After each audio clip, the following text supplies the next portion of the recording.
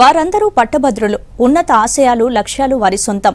పట్టుదలతో పనిచేస్తే దేశం, రాష్ట్రం అభివృద్ధిలో దూసుకెళ్తుంది. కానీ అలాంటి ఇంజనీర్లకు అక్కడ పని లేకుండా పోయింది. రాష్ట్రాలు విడిపోయినా వారిని విభజించకపోవడంతో ఖాళీగా కూర్చోబెట్టి జీతాలివ్వాల్సిన పరిస్థితి వచ్చింది.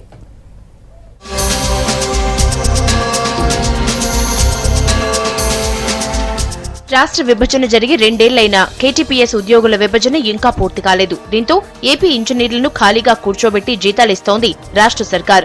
ఉద్యోగుల విభజనపై 2 రాష్ట్రాల విద్యుత్ కంపెనీల అధికారులు దృష్టి పెట్టకపోవడంతో 1250 మంది ఏపీ ఇంజనీర్లకు రాష్ట్ర ప్రభుత్వమే జీతాలు చెల్లిస్తోంది. దీంతో తెలంగాణ జెన్కోపై నెలకు సుమారు 20 కోట్ల భారం పడుతోంది.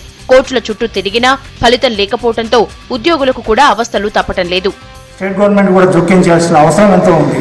అనేక మంది నిరుద్యోగుల కోసం ఆలోచించాల్సిన ఉంది.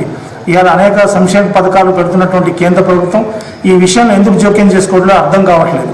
ఇవాళ కేంద్రం మొత్తం జోక్యం చేసుకొని అక్కడ ఉన్నటువంటి అయితే ఇంజనీర్లను తరలిస్తే అనేక మంది పిల్లలు ఇలా నిరుద్యోగులందరికీ అవకాశం దొరుకుతుంది.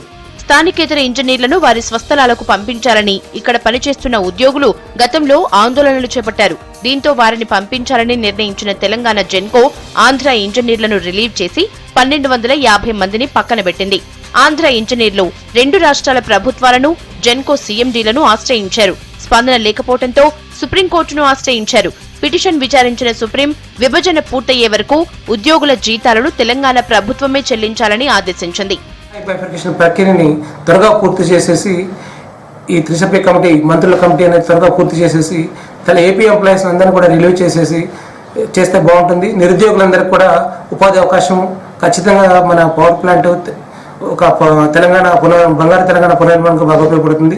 ఈ బైఫర్కేషన్ ప్రాసెస్ని చాలా తొందరగా దాన్ని క్లియర్ చేసి ఏదైతే నేటివిటీ బేసిస్ మీద చేయమని మేము అడుగుతున్నామో అదేవిధంగా ఎవరి నేటివిటీ ఉన్న వాళ్ళ స్వస్థలాలకు పంపించగలిగితే మరింత మంది తెలంగాణ నిరుద్యోగులకి, ఇంజనీర్లకి న్యాయం చేయగలిగిన వాళ్ళు అవుతాం. కాబట్టి మా అసోసియేషన్ తరపు నుంచి ఆ బైఫర్కేషన్ ప్రాసెస్ని వీలైనంత తొందరగా కంప్లీట్ చేయాలని విజ్ఞప్తి చేస్తున్నాం.